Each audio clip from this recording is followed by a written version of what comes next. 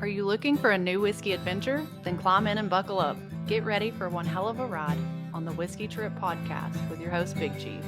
Join in as he and his guests explore whiskey and dive into whiskey stories from around the world. Now here's your host, Big Chief. Folks, you know, here on the Whiskey Trip, we celebrate more than just the pour in our glass. We celebrate heritage, tradition, and the stories that make this country what it is. That's why I'm proud to tell you about our friends at the Heritage Flag Company. These aren't just flags, they're handcrafted works of art built from whiskey and bourbon barrels that once held the spirit we all love. Every cut, every nail, every burn mark tells a story of patience and craftsmanship. Just like the whiskey we sip, these flags are bold, timeless, and full of character. Whether you hang one in your home bar, your man cave, or gift it to a veteran or first responder, a heritage flag isn't just decor. It's a statement. It says you believe in freedom, tradition, and the legacy we pass down. So saddle up, whiskey family, and head over to theheritageflag.com. Use code WhiskeyTrip10 at checkout for 10% off your order. Let them know Big Chief sent you. Because just like your favorite pour, the Heritage Flag Company is made to be shared, honored, and remembered. Now let's get on to the show. Hey, it's old Big Chief, and yeah, you're taking another ride on a whiskey trip. You know, folks, Texas wasn't built in silence. It was built in Spanish prayers, whispers at sunrise, and hands that worked lands before it had a flag, and families who carried faith, grit, and stubborn hope from one generation to the next. Hispanic culture isn't a chapter in Texas history, it's the spine of it. Before there were distillers, there were ranchos. Before labels and barrels, there were fire, grain, sweat, and time. Generations of Hispanic families taught Texas how to work the land, how to respect heat, and how to wait for things that matter. That patience, that endurance still lives in this state today. You hear it in the music, you taste it in the food, and now you damn sure feel it in the whiskey. Texas carries that same traits of Hispanic Texans have always carried: resilience, pride, creativity, and a refusal to quit. It's bold because the people are bold. It's honest because the people had to be. It's intense because Texas doesn't do anything halfway, and neither did the families who shaped it. Tonight isn't about checking a box or telling a story. It's about honoring bloodlines, sweat lines, and timelines that stretch back before bourbon was fashionable and long before anyone asked permission to do something. This is about heritage meeting craft, roots meeting fire, Texas meeting truth. And if you listen closely, not just to the whiskey, but to the people behind it, you'll hear something unmistakable. You'll hear Texas speaking Spanish, and you'll hear it proud. Welcome to the Whiskey Trip, folks. This ride runs deep. Texas whiskey has a voice, and more that voice sounds like the people who've always been here, building it, working it, shaping it with their hands and their heritage. And on today's episode, I'm sitting down with two of those distillers. I've got Sam from Garrison Brothers, and I've got my buddy Emiliano from Steel Austin. Welcome to the Whiskey Trip, my friends. Thank you. Yeah, Chief.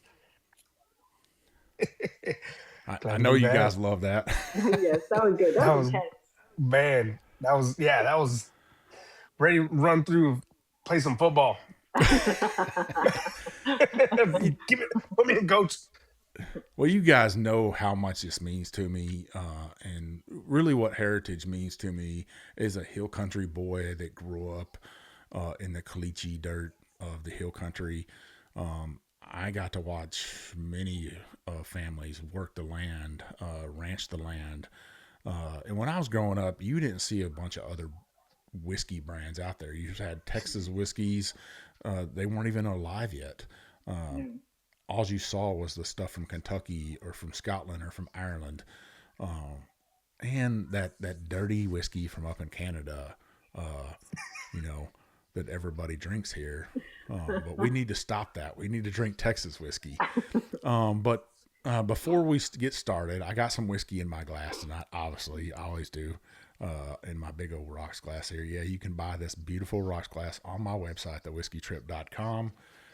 I'm actually starting out because it's early in the morning right here, really. I said tonight, but I'm drinking some old honeydew from you guys over there at Garrison Brothers, made with those little busy Texas bees. I thought this would be a great way to start because when I was growing up, honey in the Hispanic culture was a mighty thing. You know, you get a sopapilla and you put some honey on it when it was freshly made. Oh Yep. my God. Do you need anything else in life besides that? No. So what a great whiskey to start with right here. What are you two drinking on? So I brought out something special.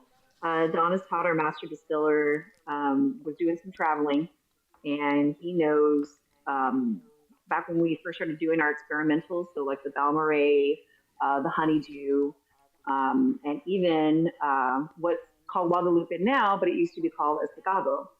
So he knew that out of all the experimentals that we were working on and trying to finagle and figure out how to do, that Estacado was my favorite. But those bottles are very hard to find because they were only in the 375.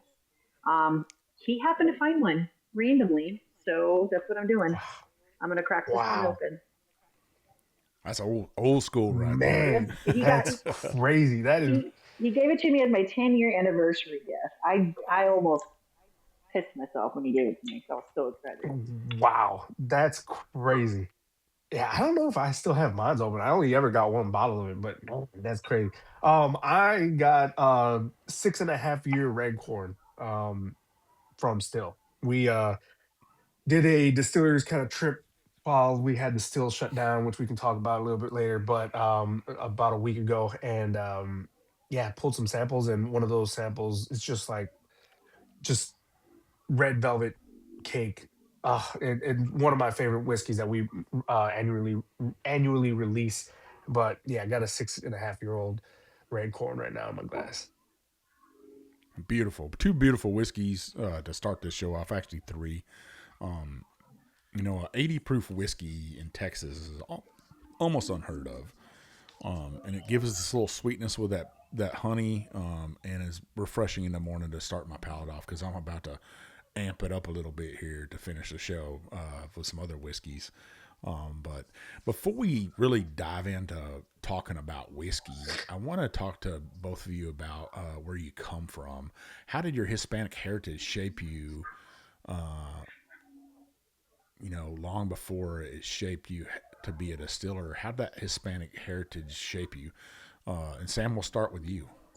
Um, that's interesting. I've literally have never really been asked about my heritage in correlation to being a distiller, but I would say my heritage prepared me because um, Latinos, Latinas, Mexicanos in general, they're hard workers. That's all we know is to work hard and hustle. We don't know being lazy or half-assing anything. So that definitely prepared me. My mom, she's a single mom and raised me and my sister. She was working full time, putting herself through school so she could be a nurse. So that's all I saw. All I saw was like working hard and hustling and making sure we never went without. I mean, we didn't grow up rich, but we never went without anything. Um, so that's where my background kind of comes from. And did I know as a kid that I wanted to be a distiller? No, that's not what I grew up with. And where I grew up with in South Texas, it was either medical, um, or you become law enforcement, or you join the service or refinery. And that's all that there really is in South Texas. Um, so when I told my mother and my family members that, I was making bourbon, they thought it was a joke. They thought I was messing around. Because before this, I was going to school to become a respiratory therapist, and I graduated college, got my degree and everything, but life brought me to the distillery. So it took a while for them to get on board. And then once they did, it was after they finally came to see me and visit Garrison Brothers. And that's when they were just like, I get it. I get it. I get why you're here. I get why you're staying. I get what you're doing. Now they're my biggest cheerleaders. What about you, Emiliano?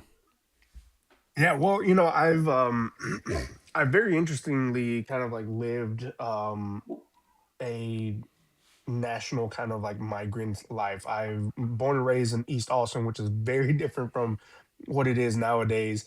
But lived a good chunk of my life down in South Texas too, in the valley.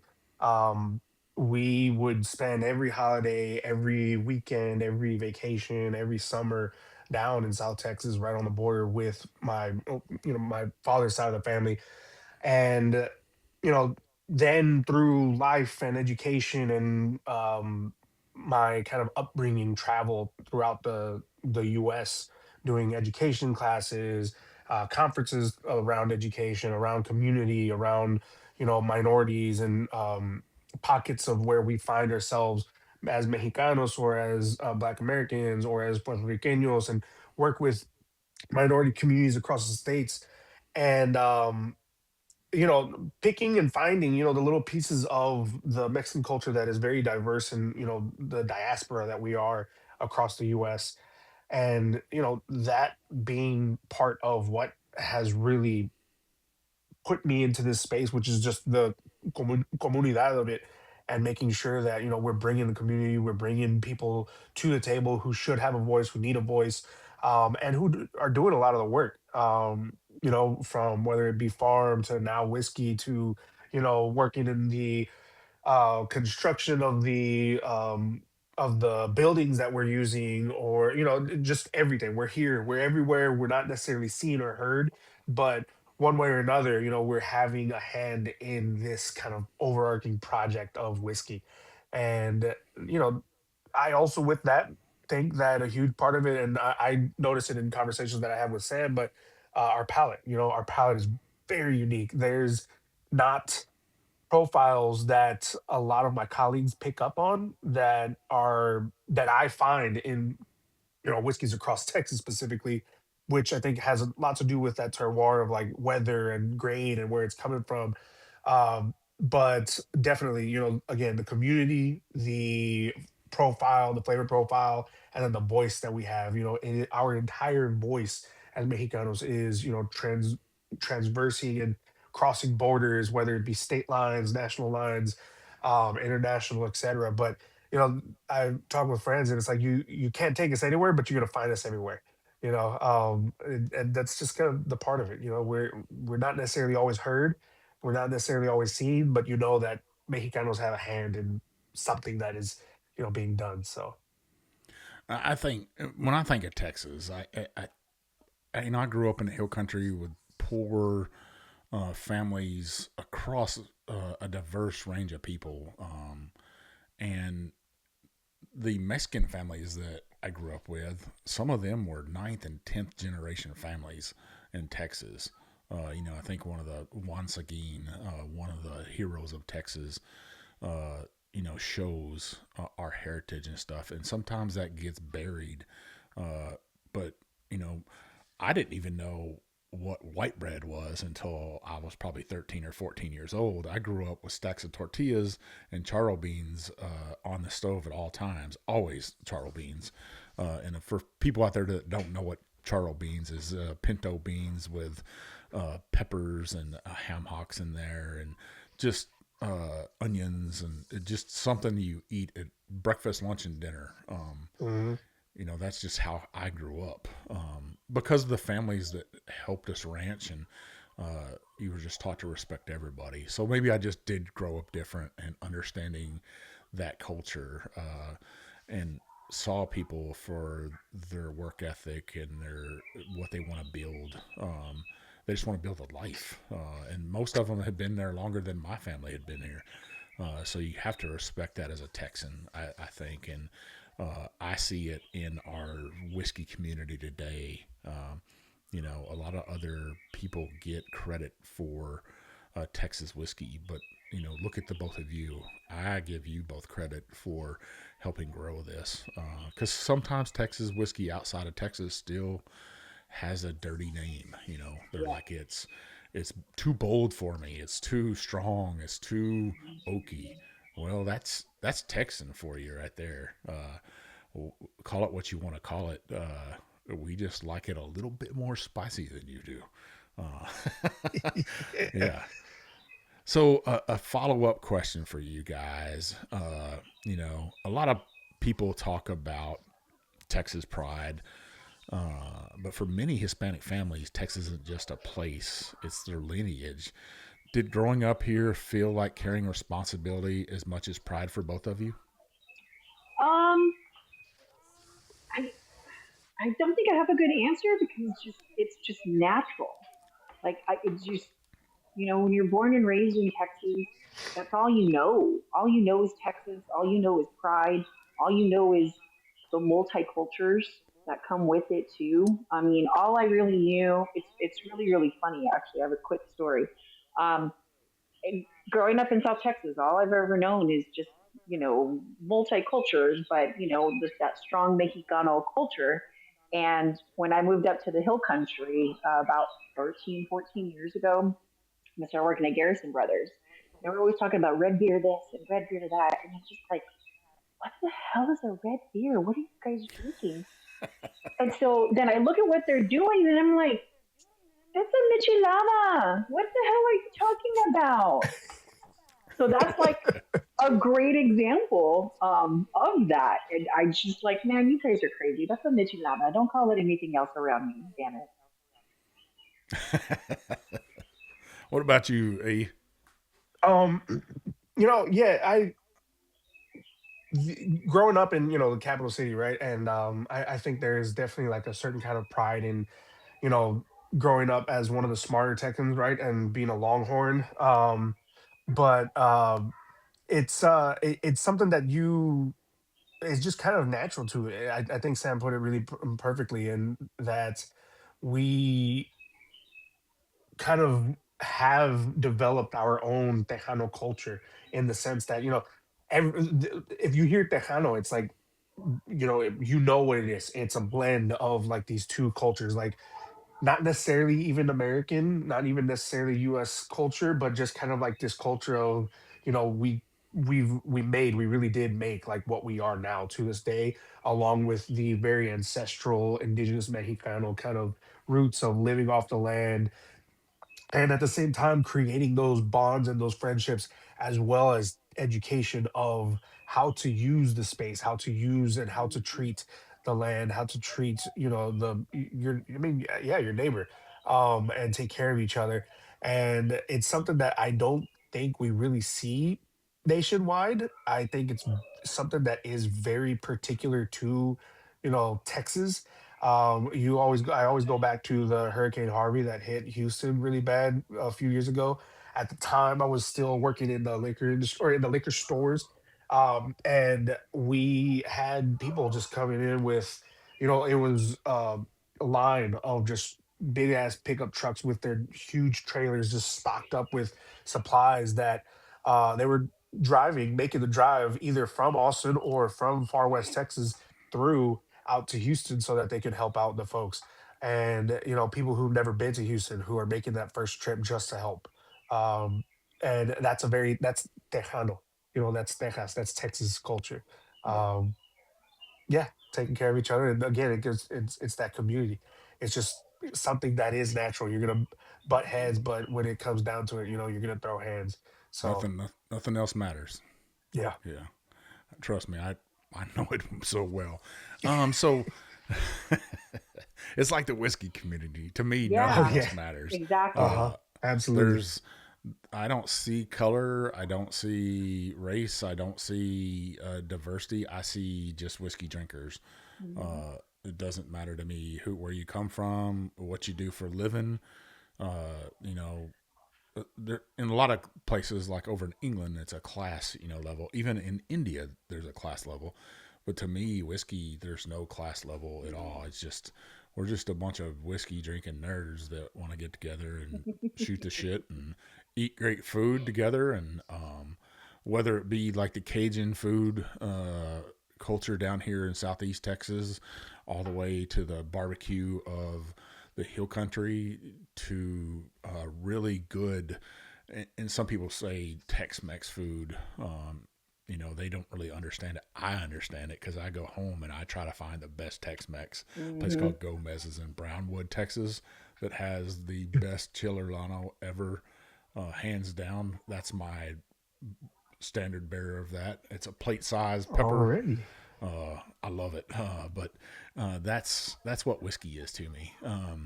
But going back to the discussion with you guys, neither of you, as you said, Sam, woke up one day as a kid and said, "I'm going to be a master distiller."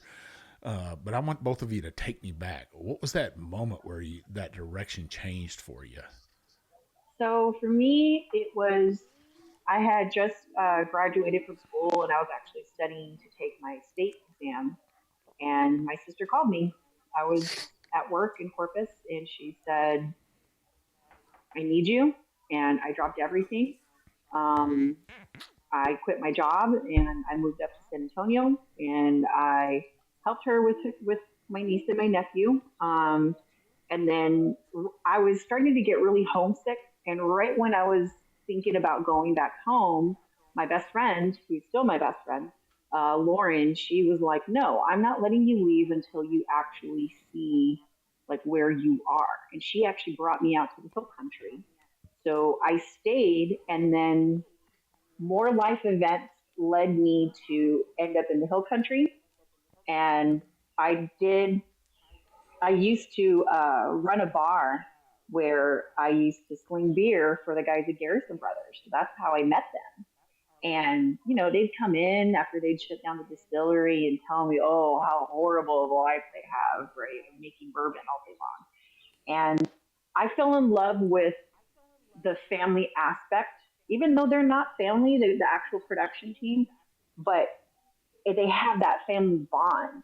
And I fell in love with that, the banter, giving each other hell because like on my father's side, I have like 13 first generation cousins and it grows beyond that. So all that tough love. Being a Mexicano, all you know is that tough love.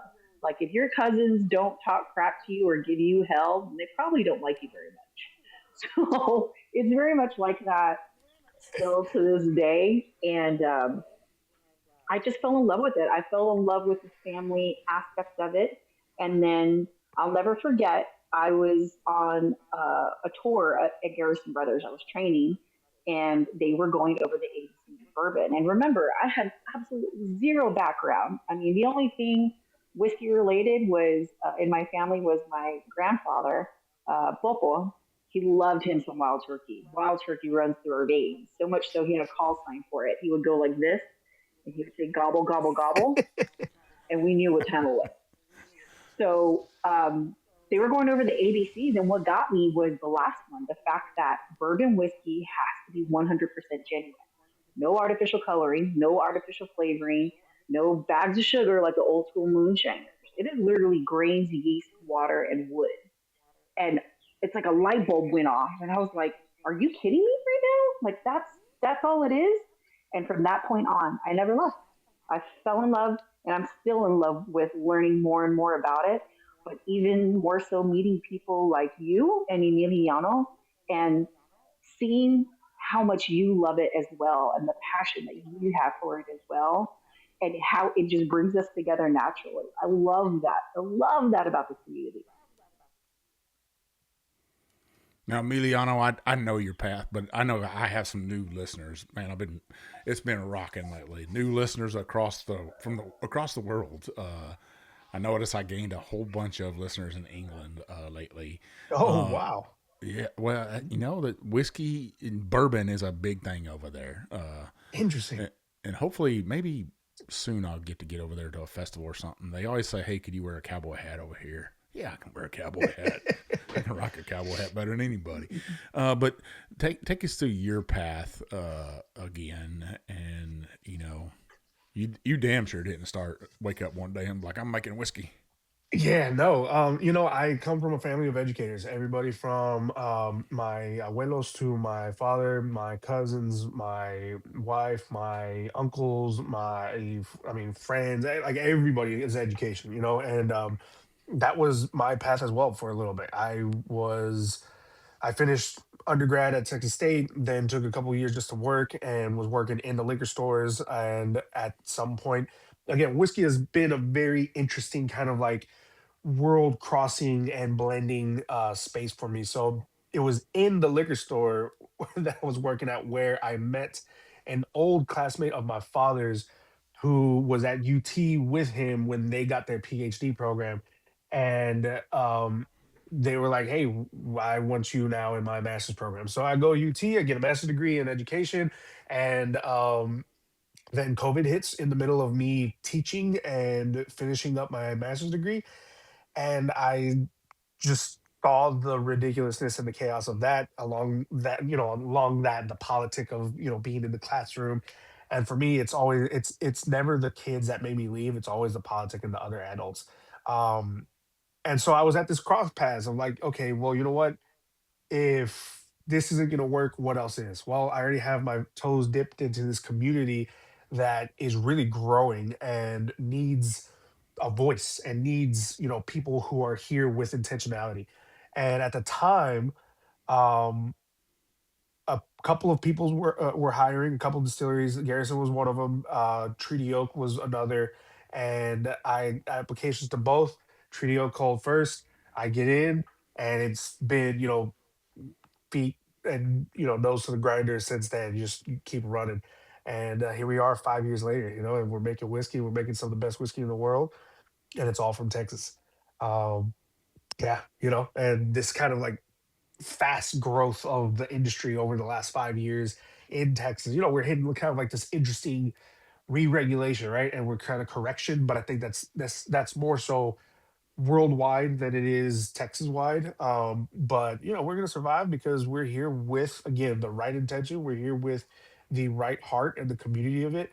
And I go back to the most recent incident, which is well not incident but moment, which is the same day Tanager and Cowboy releases at Still Austin and Garrison Brothers on the same day.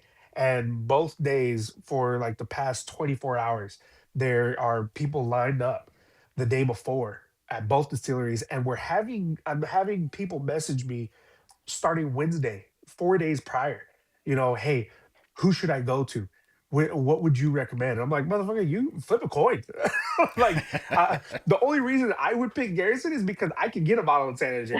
But I mean, at the same time, I'm like, that was not the reality for everybody. And so it was a really, really fucking cool moment of like, hey, we have some really cool shit and some of the best whiskey in the world, bringing literally people from across the world over and line it up to get a bottle of this whiskey. And yeah, it's like at some point, yeah, there's price differences and whatnot, but people they're selling out. We're selling out of these bottles at both locations at the same time.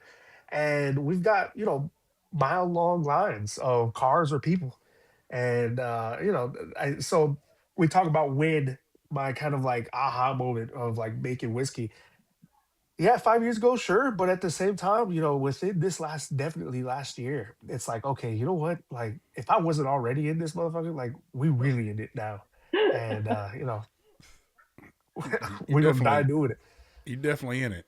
So I switched some whiskeys here in my glass. I pulled out a oldie but a goodie for me right here. Is some of your guys's rye from Steel Austin. Steel has that sweetness to it that I love. Some people are like, "Oh, I heard you were not a rye drinker." I'm a whiskey drinker.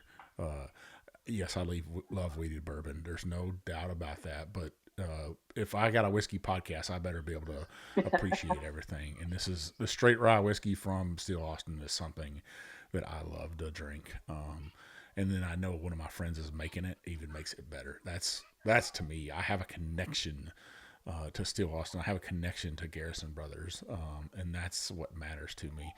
Some people are like, why do you still drink Weller? Because I have a connection to the Weller family, and she makes me want to drink it. It's all about her. Sometimes, yes, the whiskey makes it even better, but that connection that I have is, like you guys said, it's my community. It's my faith. It's my values. It's the people that fucking show up for me. and help me out because they damn sure know that old Big Chief's going to come and show up for them. So, getting back into it a little bit, Texas whiskey hasn't always looked, uh, like it is today, right? And it definitely hasn't always looked Hispanic. Did either of you feel like you had to prove yourself twice, once as a distiller or once as who you are in the distilling game? Um, I would say so, but uh, how do I say this? Um, I definitely, even to this day, still feel like I need to prove myself, even though, I've been making bourbon at Garrison Brothers for almost, well, going on 12 years. It'll be 12 years at the end of this year. I still feel like I have to prove myself in the sense of um, making sure that these younger guys know that if need be, I can run circles around them. I don't think that because I'm OG, what they call me, that I still can't do that. But also because not only am I Mexicana, but also I'm a woman. I'm a woman in a male dominated industry. And I haven't received a lot of flack for that. Like there have been a couple of instances when, I've literally been at a bar and I've ordered, a bourbon neat and I've had the bartender or a guy sitting next to me look at me like, really? You're going to drink that? And I'm just thinking like, dude, I drink bourbon stronger than you are. So don't even go there. But it, it's that, but also um, the moment I stepped foot and I was a part of the production team, I knew I had to work my ass off. Not just to prove it to anyone else, but to prove it to myself, because that was the first labor intensive job I've ever had. Everything else I've done was honestly retail or being a bartender. And don't get me wrong, bartending is very labor intensive, especially where I did it. But this utilized a lot of physicality, your mental awareness, also all your senses. To be perfectly honest, I mean, Emiliano knows this. Like you've got to be able to walk into a building and hear something and know, hey, that shouldn't sound that way. That it shouldn't. Something's up, or that shouldn't smell that way. That shouldn't look that way. Something's up, and that's something that you're also teaching other people that you work with. You want them to build that awareness because it it it just helps overall and and teaching everyone around you too. So I definitely, honestly, till this day, I still feel like I need to prove myself, but not really to anyone, to myself, to prove that even I at love it. 42 I years love it. old, I can do it. Don't run your mouth because I can do it. Watch. Go ahead, E. Yeah, no, I think I'll say this, and this is something I talk to my father a lot about. Because my father, different generation, also different kind of style, right? Of like learning and working and growing. I mean, you want to talk about hard workers? We will never understand the hard workers of farm workers. And he grew up and came across with his family at the age of 5 or younger, and he was working in the field, so he knows, and he's told the stories of like people with a machete cutting their finger off, wrapping it with a bandana, and then continuing on, and putting their finger in a pocket. But so very different kind of like style and understanding of what like hard work looks like. But the the part of hard work that I understand, and that and in the industry is, yeah, making the name for yourself and showing up and making sure that nobody else will be able to say like, oh, he can't work, or she can't work, or they can't work. And so, as far as being like being a Mexicano in the industry, the very interesting thing is that I think in the whiskey community, I've seen less racism than I dealt with in the classroom or as an educator, which is very interesting, right? Because that's semi counterintuitive, and to what the normal assumption would be. What really has been the big pressure is, well, you came from nowhere, so can you actually do it? And you know, putting the foot down and saying like, you know what, I can do this, and I know I can do this, and this is the passion that I have for this. Um, I think has been the biggest kind of like curve, right, to do. But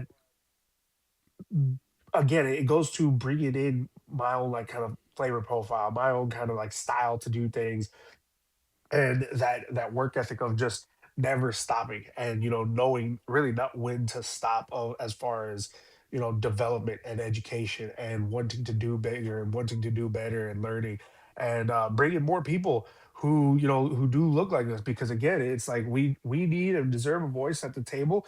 And what can we do to continue opening that space for other folks like us? And i I tell Sally this, and she hates it because it is what it is. But when I, you know, first learned about Sam being, positions aside, right? But for me, I see her as a head brewer, head distiller, and I'll let Garrison Brother tag a title to her or not.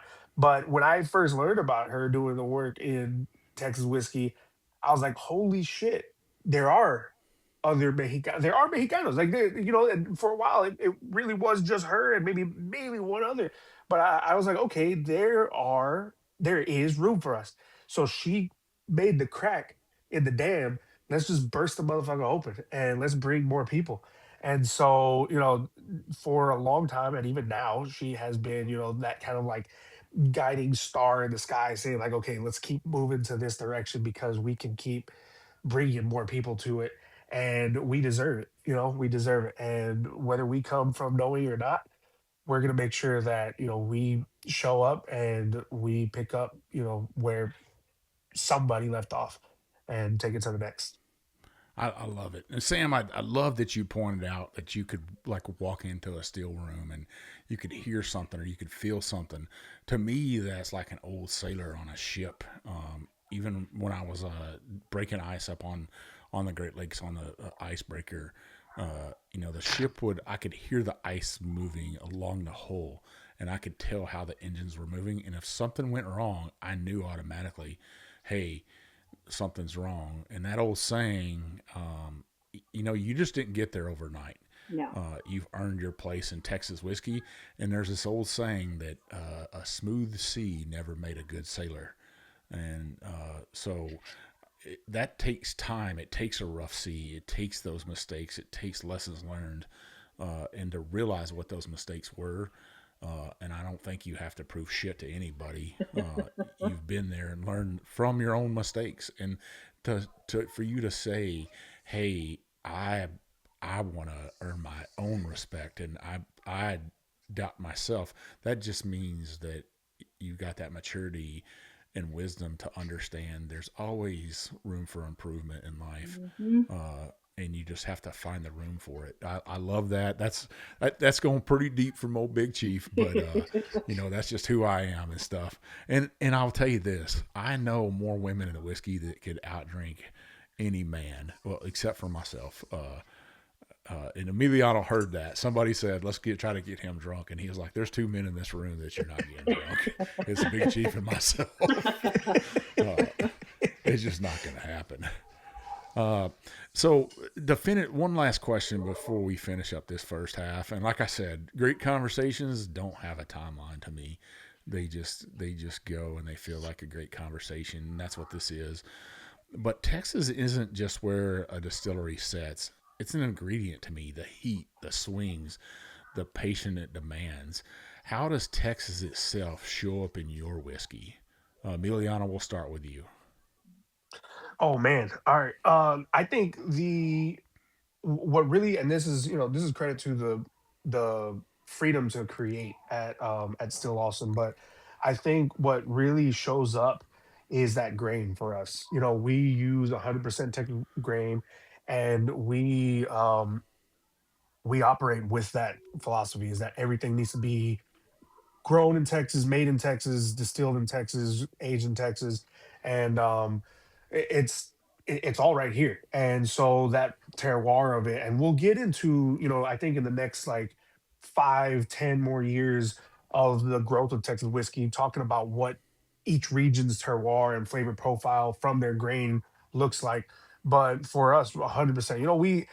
It's not a philosophy I'm still fully dialed into, the kind of like in barrel proofing and working with. Like, I respect it, I understand it. It is a very interesting and beautiful process when you see it done. But I'm not super sold on it yet. But what is Texas that you can feel in the whiskey is, again, just that grain.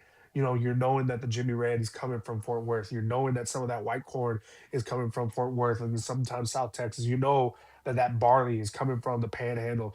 That rye is coming from like somewhere across that entire north portion of Texas. um so it is, I think, talking about what's Texas that pops. It is, it's the grain, the terroir of it, where it's coming from, and you can feel that kind of like spirit of the earth right into it. Samantha, what do you got to say about that?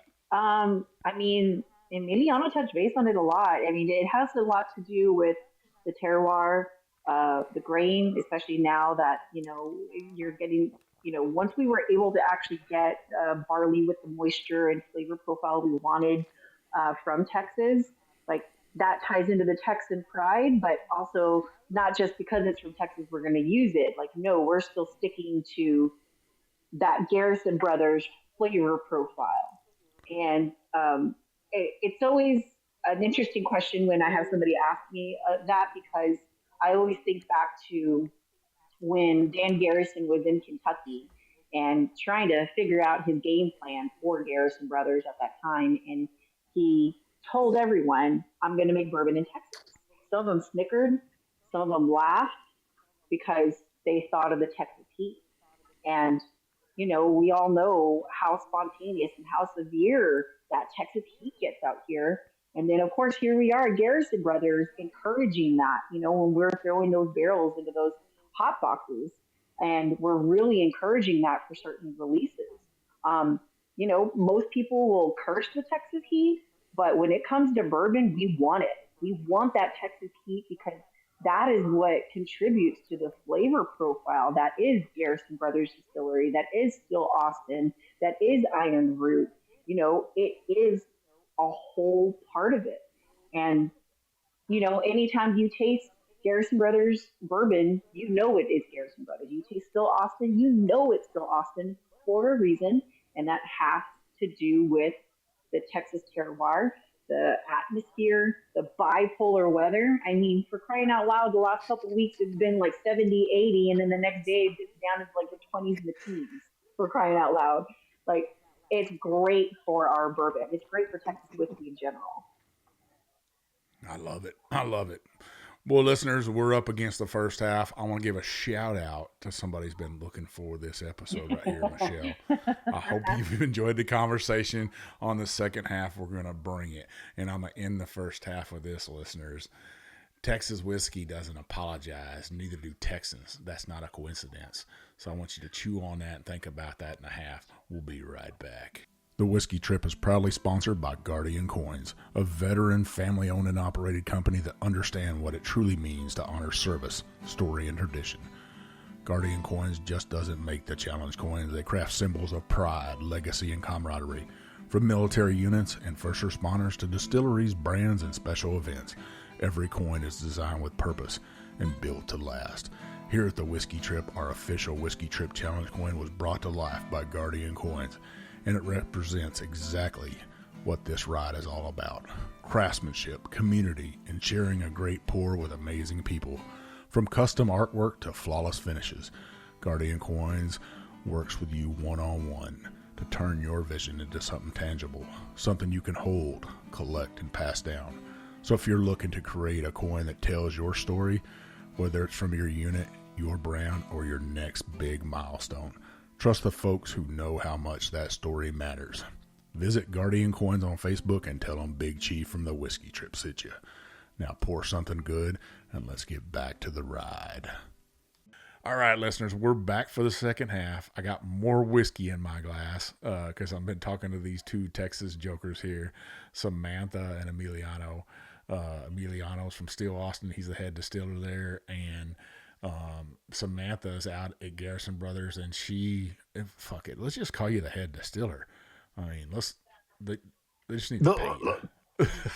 I didn't say it. I You can did. I can I can call you what I want to This call is you. true. And This is listeners, you true. notice I flipped hats for this half right here. I'm drinking more Texas whiskey, surprise, surprise, in my glass for this half right here. I got an old favorite, old standby. I love it.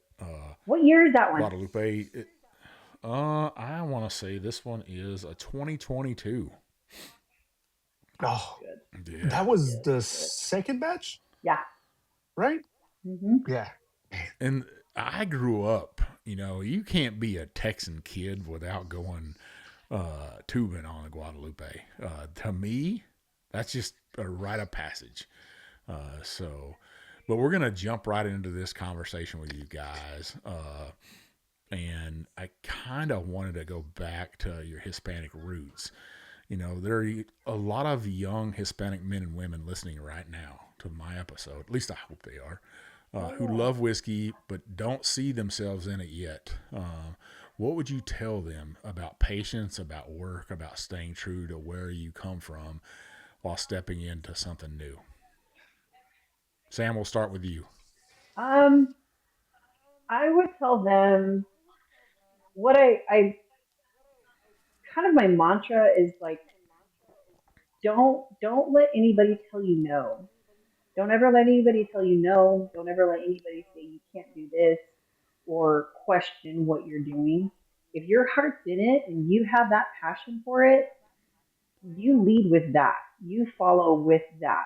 And don't, you'll have supporters and then you'll have naysayers. But stick true to, like, literally as cliche as it sounds, just follow your heart. Like, you really, really do have to, especially since it's something that's not common in our heritage. In our heritage, it's all I've ever known growing up back home is like I said before, it's refinery work, it's military, it's or farming, it's construction, it's all these other things except for distilling. Some of my family members didn't even know what distilling was. They're like, "What do you mean?" When I said I made bourbon, they're like, "Okay, well, what do you mean?" And I'm like, "Ew, so I have to go even more into this." But it's just don't give up. Like that's all you got to do is just don't give up. I mean, I keep saying I can't agree more, but it's hard to disagree with that. Be confident in yourself, and when you walk in with confidence, and people can feel that, they gravitate towards you. They want to accept you. They want to be around you. Make yourself infectious. Emiliano, you want to add to that? Yeah, I mean it's gonna be a lot of tagging on to, what Sam said, but I really think it is, in this industry, being a person of color, but then, as Sam said earlier, being a woman and finding your kind of like space, imposter syndrome is real, and you're gonna question yourself every day. But I don't think that questioning yourself is a bad thing. I think, take that and use that as an advantage to be like, okay, should I have done this? Well, if I did, do I have another opportunity, to do that? And if you do, maybe try that part. And then if you don't, then stand on business, say like, okay, cool, either I was right or wrong, and keep grinding from there. But you know, put your jacket on and walk in and act like you belong there. Um, I show up every day like I'm supposed to be here, and I know I have a space that I will, if not be given, I'll take for myself. And in this industry, it really is, be here, know that you want to be here, show up, act like you want to be here. Because if you're not, the industry's real small. you know, we got somebody else ready to jump in. Hmm. But yeah, for especially for like the Latinos who are listening out, and even part of the African American community, kids and young folks who are listening out, like be here, act like you want to be here, show up like you belong, and if not at one place, we're gonna find you a spot, and we're gonna make sure that you're on the ride. Man, I couldn't have said it better. I got to give a shout out. I was thinking about this bottle, and that I'm sipping from. And I actually got this bottle in 2022, I think from Garrison Brothers, because I took a trip in February of 2022. And just because I know this is either Leah's birthday is coming up or it's just passed. So happy birthday, Leah. I know you'd love to hear that from me. And this is something about whiskey right here. This bottle, I didn't have to go out and buy this thing. It was shared with me, to be gifted something like this. I never take it for granted. I always say, people say, what kind of whiskey would you like to take home with you from here? What bottles do you want? And I always say, I didn't come here for your whiskey. I came here for your story. And I hope that resonates with folks when they come on my show. I really don't. I don't come for that whiskey. Yes, I love whiskey. I want to tell that story. I want to tell your guys' story, and I hope listeners that resonates with you. Now, Sam, when I look at Garrison Brothers, the bottle itself, to me, this bottle, why a lot of people look at it and be like, oh, it's got a lot of Texas traits to it. To me, I see a lot of Hispanic traits to it. Back in the day, ranchers, vaqueros, they would have silver all over their saddles and stuff. And to me, that's what this represents. Do you kind of look at it that way sometimes? I do it. I do. I see some, even going back to like the older bottles, like even like with the Estacado. Um, it's very ranchero. That's what it reminds me of. It's very ranchero. Hmm. It definitely does. I mean, everything down to like the different colored wax that we do. And I definitely loved when we changed to the new style of bottles. So like the band across the bottle and how every band going according to the release has something different. The stars always have something different. The verbiage on it will have different descriptions on the flavor profile. Like I do. I love it. Pretty bougie to some people, but I like I, I mean, come on. It is. Somebody said the other day it might be one of the sexiest bottles on whiskey, and I can't agree with more. While Still Austin has the art on there, it. Yes. to me, this is art in itself. And like you said, the stars all have something different. I know your new bottle and bond. I just have to have a Oh, bottle of dude. it, right? It's because it has the eagle on there, and with my Native American heritage, eagles mean a certain thing, just as the buffalo means some certain thing, just as the bear means something. You know, that will mean something to me. And then, how more iconic did you could you make it with the colors? Seriously. It's just Some people call it it the Captain it America is. bottle. I'd fucking call it the goddamn Texas bottle.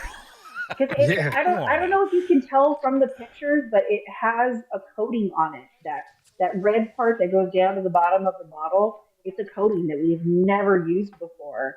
And keep in mind, like we Interesting. didn't know. The people who make the bourbon did not know what was going to be on that bottle. So when these pallets showed up, and I was looking at them, and I'm like, shit, holy shit, that's cool. Holy shit, that's cool. Like it's a pretty awesome bottle. Don Escada did himself. 100% he outdid himself once again. I love it, and to tie that in, the whiskey in these bottles. You know, some people have a love or hate relationship with brands. Some people are like, Chief, I never hear you say anything negative about a brand. I do have one bottle that I do not like in whiskey. It's Old Tub from Jim Beam. I know this ain't gonna hurt Jim Beam if I say I don't like Old Tub. I'm not gonna hurt their bottom line, but I just don't like it. It tastes like water to me. This right here though, whoo, that port wine cask, Oh, it is it it, it is soothing to my soul. yes. You want to calm old Big Chief down? If you see a big grizzly bear get angry, I look like I'm about to run around like a buffalo. Get me some of this in the glass right here, and just say, hey, you need to have a little alone moment with yourself, buddy, because this will do it. Emiliano, the art. I would love to see some Hispanic a Hispanic woman on the art of a Steel Austin bottle. Uh, will we ever see something like that? I think the beautiful thing about working with like local and with Texas artists is that you have that kind of wide array of possibility. Believe me, it's something that we've pitched, or at least that I've pitched, and the only problem currently is that we do plan out like a year ahead, so everything already set that we have released for this year of 2026 is already done. So we've already contracted the artists, we've already contracted the work, we've already know what whiskeys and what barrels are going to be released. Boom, boom, boom, boom. There might be some tweaks and turns depending on whether that whiskey is ready by then or not. Usually it is, but there has been a couple of diversions that we've made. But yeah, that being said, I think that's just the only big curve is that we do plan so far ahead that trying to get ahead of that ball. I won't ever say it's not possible because I'm loud enough and annoying enough in making sure that the right thing gets done and the right people get brought around, that I'm sure we'll get to that point somewhere. But believe me, it is something that has been a part of the discussion. So if it's already being discussed, yeah, expect it somewhere down the line. I'm actually, and you know this, Emiliano, because we talked a little bit, but I'm headed to San Antonio at the end of this week right here to take some family to the stock show and rodeo, which is like our Mardi Gras in Texas, folks. Yeah, yeah. Somebody told me that Texas doesn't have any culture like Mardi Gras, and I was like, Please. hold on a minute. Yeah. Yeah, Uh, the name Mid Texas. I mean, I was have they like, not been to culture? Fiesta? Hello. Come on now. So we're going to Houston or to San Antonio and we're going to stock show and rodeo, and we're going to go see Midland play on Saturday night. But Nice. and obviously I'm gonna throw some whiskey in there. I think I'm gonna go to Maverick, and I'm gonna try to go to Ranger Creek and do 2 episodes while I'm there. Why not taking too much of Miss Viv's time? But something I would love to see on a bottle, and a lot of people don't know this or realize this, but in the 1800s and early 1900s in San Antonio on the square of the Alamo were these ladies with these carts, and they were called the Chili Queens, with these carts with all these chilies hanging off. And to me, those women were artists. And I know your bottle's all about the artist, and to me, that would be something beautiful, Texas related, is to have a chili queen on there. To me, that would be mad fucking respect from Steel Austin, and I think that it's due. I even want to see the chili queens come back. I always hope, I want to see uh, heritage brought back to cities like San Antonio, and how can you not have that in one of our great Texas cities? Probably the cleanest city in America, I think. I just love it. I had a choice to go to New Orleans or San Antonio, and that's where we're going. We're going to San Antonio to go Hell to the yeah. Riverwalk and Nice. do the San Antonio stuff. But I grew up there as a kid, uh, you know. Um, so let's kind of talk about your guys' future a little bit. Sam, where do you see you going? Do you stay at Garrison Brothers for the long haul and end up hopefully one day becoming the master distiller? Is that a goal to be a master distiller, or is that just a title that you believe that you have to earn and other people call you that? Sorry, I'm looking at Evie I because know that's Evie and I have this conversation a lot. You better cut it out, Evie. Hey, this is your question. Your question. Um, so every year for the past like, oh god, I would say like 6, 7 years maybe. Every company like does it. Well, I would hope they do, or I think that they do. But we do end of year evaluations, and every year on my evaluation, I put on there, I want to be a master distiller. That is my goal. That has always been my goal. I want to be a master distiller. I know that the distilling industry in general is ever growing. There's always new ways to do certain things, and then sometimes just the old school way is the way to go. Um, I would love nothing more than to end my days on this earth in a rocking chair watching the stills. that would be the way to go out. Like absolutely. If Garrison Brothers will keep me and have me there till the end of my time, then absolutely, 100%. If not, my other time is literally spent raising my daughter. I've got a 6 month old, and she now is my actual full time boss, and she's adorable.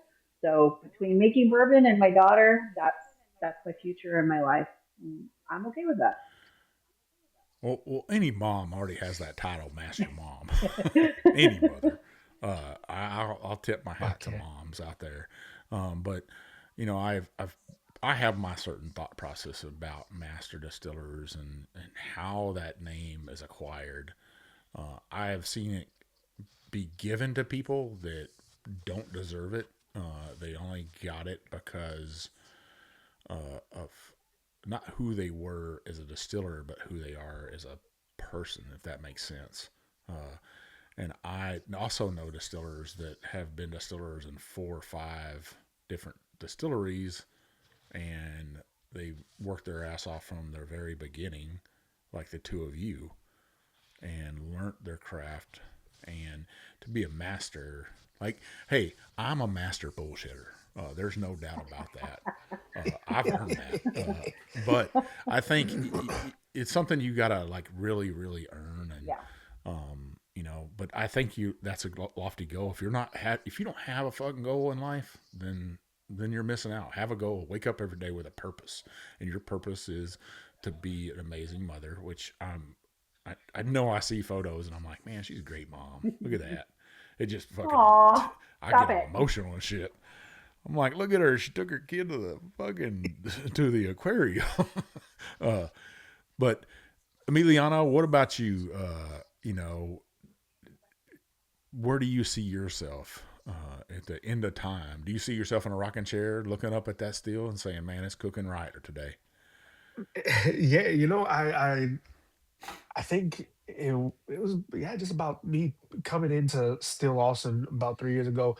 I get asked by family, friends, everybody is like, okay, is this something that you're like actually like gonna do? And I'm like, yeah, I really do think, the ultimate goal, right? Like the 20-30 year plan, right? I'm only 33 right now. So, the 20-30 year plan is like, yeah, you know what?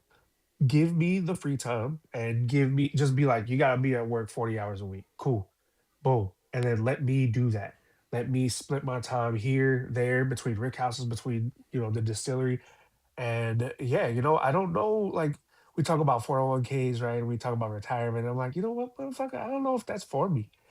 I like flipping the barrels around. I got a bad knee already. I got a bad back already. I'm like, it's sitting around ain't gonna do it any good. Let me roll a barrel around. Let me go, pull samples. Let me go, watch the still, mess with like temperatures. Let me go like make funky mash bills. Let me go, contract distill. Let me go do this. So yeah, that's like the 20-30 year plan, right? But definitely, when I got into this industry and really when it was like after my first year at Still, I told myself, I'm like, you know what? Yeah, I'm gonna be a master distiller and I'm gonna do it in Texas. And again, it's the same thing like Sam said. I'd love to do it at Still. It is my backyard. I don't know too many other people who are even with the company who are from Austin, who had like, I've lived parts of my life here, parts of my life there. I did 4 years in a row. I lived the entire summer out in Hawaii, and we have family out there. So I've done small little stints here and there, right? But Austin's my home. Austin's where I'm from. I'm fourth generation Austinite on my mother's side, Apache, family, just through and through. And we been here, we ain't going nowhere, and like it or hate it, but I'm here and I'm gonna be a stickler in somebody's back, whether it's at Still, whether it's somewhere else. But this is where I want to be, and I make sure that it is known it's where I want to be. And I tell my team too. I tell John to his face and lovingly, but I'm like, look, understand that you're in my backyard. Y'all are like in my home. You can get rid of me tomorrow, but know that I'm gonna be the motherfucker that everybody hears. Like, and that's just the reality of it. Because this is the my backyard is the ground I stomped on, and it can be the ground I'm walking in. While everybody else, might go home, whether it's New Mexico or Louisiana or New York or whatever it is, you can go home. This is my home. So yeah, master distiller down the line. I would love to be co-master distiller with John down the line. I hope we don't ever have to lose him. Um, but we don't know when the tides roll, and uh, I'll be here one way or another. I'm still stuck at that you were in Hawaii, and I'm look at you, and I'm like, I wonder if he was out there being Jason Momoa's like stunt double or something. Is that where he got the bad It's a knee? possibility. Samantha's It's a possibility. he's trying to hold them I'm together. like, Jason, yeah, don't go there. So I just have to make one comment really quickly. Like, I love there's so many things I love about Emiliano, but one of the many things I love is when he gets hyped up. And I don't know if you caught on to that. Like right now, he's really getting hyped up, and he talks about being in his backyard. Every time he does that, I'm like waiting for him to like pound on his chest and be like, yeah, yeah. Like I'm waiting oh for it. I I love it. I know him well enough.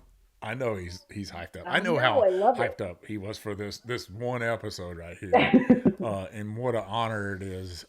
Both of you agreed to sit down with me. I never take it for granted that I get to talk to great and amazing people every day, whether it's my real job, because this is not my real job. A lot of people are like, "You do this for a living?" No, I think about bad shit all day long, and whiskey helps me take my mind away from that. So, um, that might sound bad, but somebody's got to think about bad shit to keep us safe. So, that's just what I do for a living.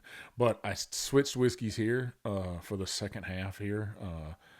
I'm drinking some of this cast strength rye whiskey. I Ooh. jumped it up a notch, and man, this is the rye whiskey. Beautiful. It matters to me to as a Texan to drink Texas whiskey and to promote Texas whiskey in the right way. I don't know how many more doors I have to beat down to do it, but sometimes people realize that I'm here for the right reason. I'm not here to line my pockets with anything. I'm here to tell a good story and share the wealth of Texas whiskey with everybody across the nation. What hurts me is when brands they hire marketing folks, social media folks, and then those social media folks they hire go and shit on other Texas brands. That's it. It hurts me to the core. Or when somebody from Kentucky or Tennessee that says that Texas can't make good whiskey. Well, I'm here to tell you, maybe your palate is just kind of weak, and it, you know, you Not probably very don't well like traveled. you probably don't like Mexican food either, or Thai food, or anything with spice in it.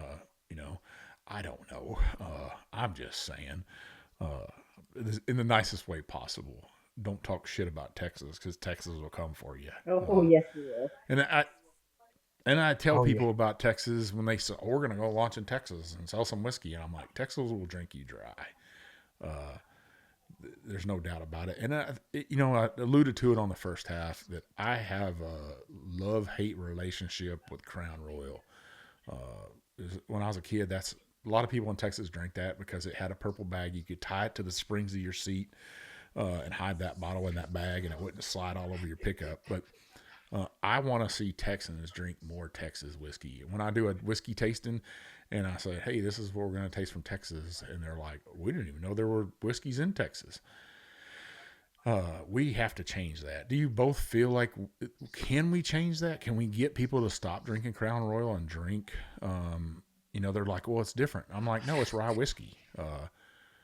Texans make rye whiskey. We grow rye here. Can we do that? Could both of you elaborate on that a little bit?" Yeah, I can Nope. jump into it. I mean, yeah, yeah, yeah, no. So, the funny thing is, so I'm, we're always all over the state, Chief, you and I, and I talk with a whole bunch of folks in Houston, and I've got a couple of guys who are well kind of tied into the upper echelon of like the rappers and the athletes of Houston area. And last year's Houston rodeo, and Bun B's on the stage and he's over there drinking Crown, and I'm like, oh fuck. I'm like, Bun. Bun B and Pimp C, my favorite rap group of all time, my favorite rappers all time. RIP Pimp C. But yeah, I'm like, God damn. I'm like, Bun, you're on the fucking stage and you're drinking Crown. I'm like, bro, you have quite literally the largest producing distillery in the state of Texas in your backyard, Giant, Texas. I'm like, you got to do something else. And so in my head, I'm like, okay. And I talked to Mike Yates, who's based out of Houston, Cinna Bourbon on social media, and a very good friend of mine. We're always in conversation. And I'm like, bro, however it is, you got to get to Bud. Like, we got to make this connection. Like, I know still, right? Obviously, marketing, we would be first to jump on that. But before I'm like, hold them back before we even get there. Like, let them know we can make that connection. Imagine Bud B and fucking Julian out in a fucking room, like Fifth Ward, Bud B, and then Julian, this guy who like speaks like very just elegantly of the whiskey, master distiller in Texas. Imagine putting them in a room and working out a contract and being like, okay, hey, Bud, we're gonna make a specific single barrel or like small batch whiskey for the Texas rodeo under your name, or under, just it's like we got to do something different. So to talk to the point, I again, we talk about that Texas community and how just it's like it's just being Tejano and just being from here, the pride it is. I know for a fact we can change that. But like for like people like Bud and people like these other like big name all stars or whatnot, they're going to the folks who they're going to market the most to. So yeah, you're talking about Jim Beam, you're talking about Crown Royal, you're talking about Jack Daniels, and people don't really won't know much more than that if you're not researching or if you're not in that community. So we can change it. I think it will change. I think in the next 5 years we'll see some of that change. I love seeing the marketing of Garrison Brothers in San Antonio in the Spurs house. That's a amazing like kind of like jump into it. You see um oh man, I forget the name, but I think it's like back porch vodka. It's this super small, like warehouse out in like southeast College Station, and it's just Hmm. two retired guys who went to A&M, and they're making vodka for the Texas A&M University. They got the Houston Cougars batch at Giant, Texas. So Yeah. and then, still also did a partnership with the Longhorns for a little bit. I want us to get back there, but that's a different conversation. So, all these things are possible. I think it will happen down the line. I think it needs to happen down the line. And I think it's so beneficial for all of us to be able to lay claim to your neighborhood, or your, again, talking about the backyard, like who's in your backyard. Still also not Bullet, still also should be the sponsor for the Texas Longhorns. I should not be driving home and I see a bus that says whiskey of the Texas Longhorns is this fucking Bullet. Bullet's not even made by Bullet. Like, what we're talking about. So I think it's something that will change. I think we're still looking at, a climb, maybe next 5 years, maybe even the next 10, but it's something that will change. And it's going to be solely and specifically because people want authenticity. And we talk about now the recorrection and the realigning of like drinkers in the US and worldwide. And I think I credited this in a conversation that I had a couple weeks ago, that I think it's because we have more educated drinkers. People want to know authenticity, where it's coming from. People, yeah, it'd be cool, but people don't just want like Indiana. They don't just want Kentucky. They want to know where the state, the distillery, the batch. We're educated now about what we're putting into our bottle, and so that is going to lead to, yeah, more Texans and more people in Texas drinking Texas whiskey. Well, said beautifully. I love it. I love how you tied in our sports teams, because Texas is about their sports teams. And while you're sitting here talking about that, how would you like to see? And maybe neither one of you are Dallas Cowboys fans, but I am. I'm a diehard Dallas Cowboys fan through and through, forever and ever. I'm not a bandwagoner. I love my boys no matter what. But Cowboy Blue Wax, Cowboy Blue Star, oh my God. America's team on a Texas team with a Texas bottle, that would be so beautiful. I just love it to death. And right now they have Crown Royal as their sponsor. Yeah. That's who their sponsor is. I mean, I just was like, it's hurts my soul. And I know you got that Patriots fan hand hat on, but you would be proud if your whiskey was at the Dallas Cowboys game being the sponsor I there. mean, maybe not the Dallas Cowboys, but I mean, there's Texans, there's the Houston Texans. I'm okay with that. No, I mean, I really do think, and this is the classic Texas pride. Like, I think that Texas teams should be sponsored by Texas whiskey. I mean, that's pretty Amen. Yeah. straightforward. The other brand that's seen at UT a lot is, Long Branch, which is a wild turkey brand, endorsed by a Texan. And Dan Garrison and Nancy Garrison are UT alumni. And, for a long time, Garrison Brothers was very much in that bar. And all of a sudden, now it's not. So, yes, I absolutely think that it should be Texas teams and Texas brands. It just makes sense. It's our backyard. But to touch base on your question, do I think that it's a possibility? Absolutely, absolutely. Have you ever tried telling a Texan that they can't do something?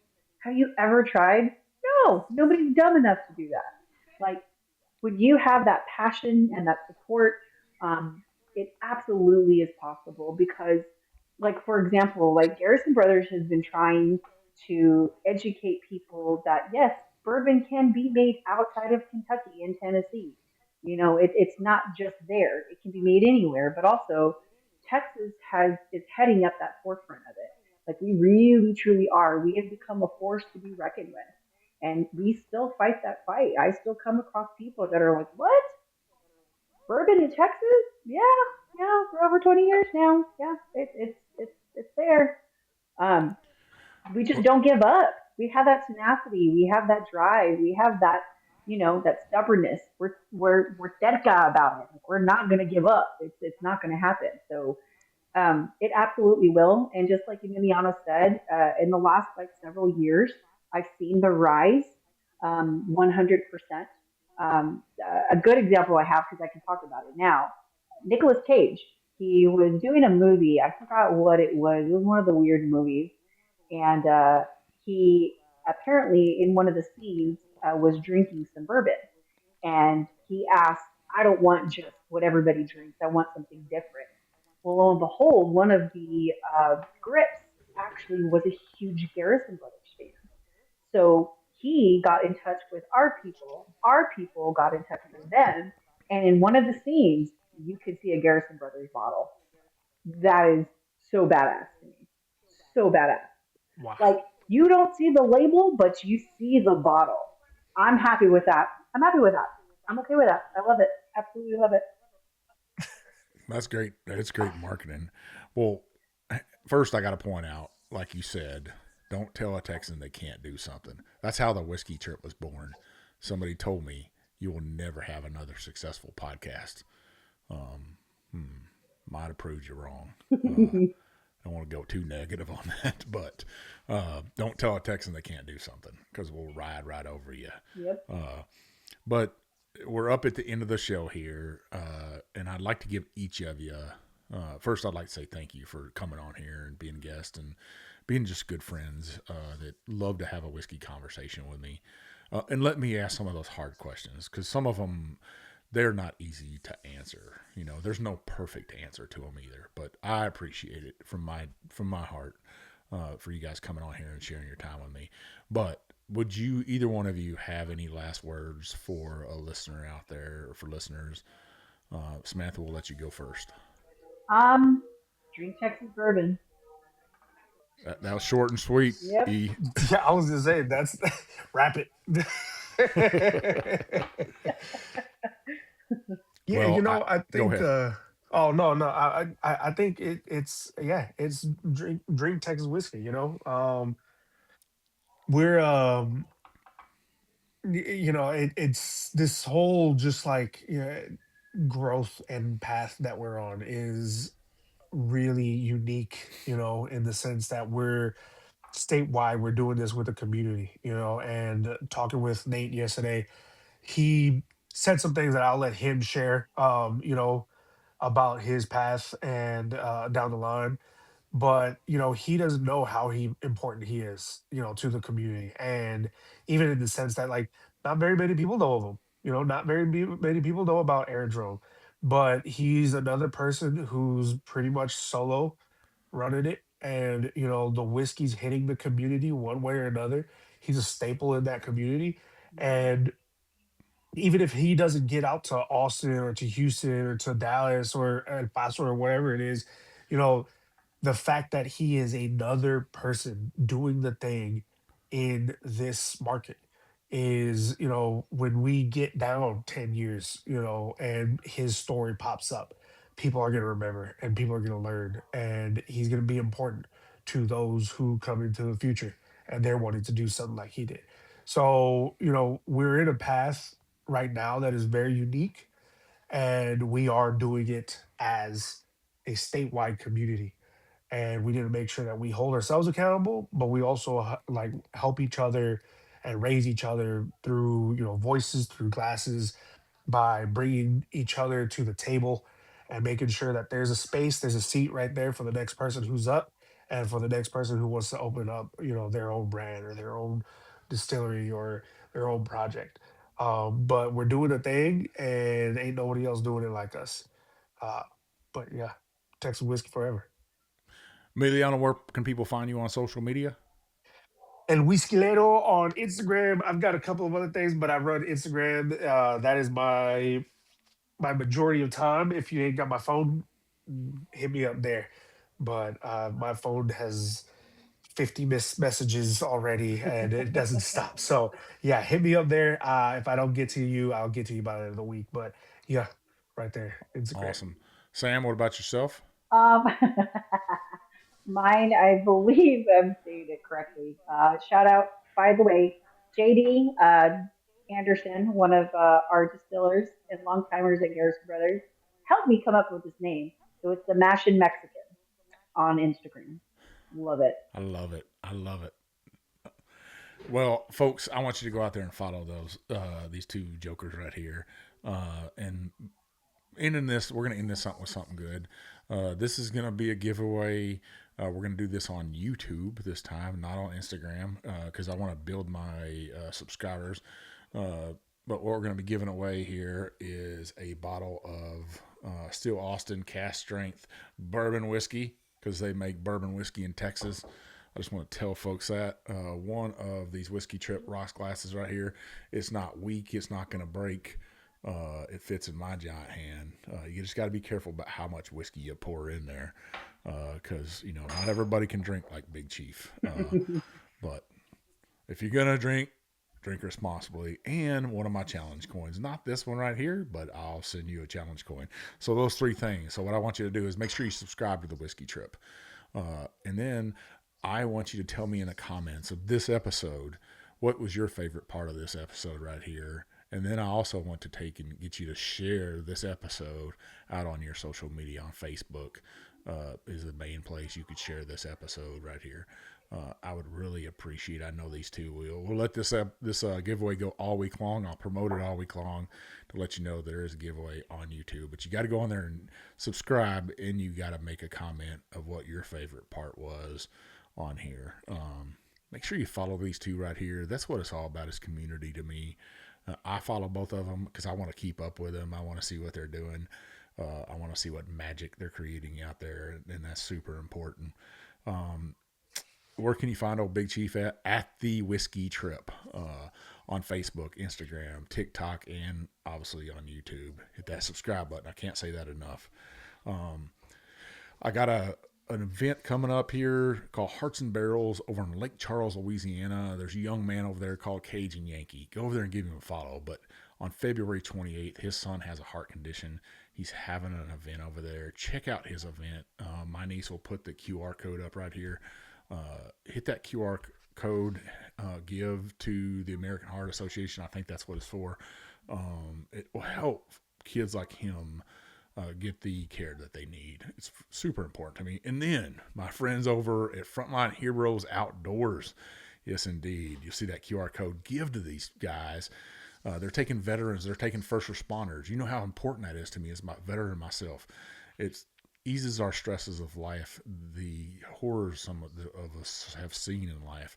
It lets us take our minds off of that.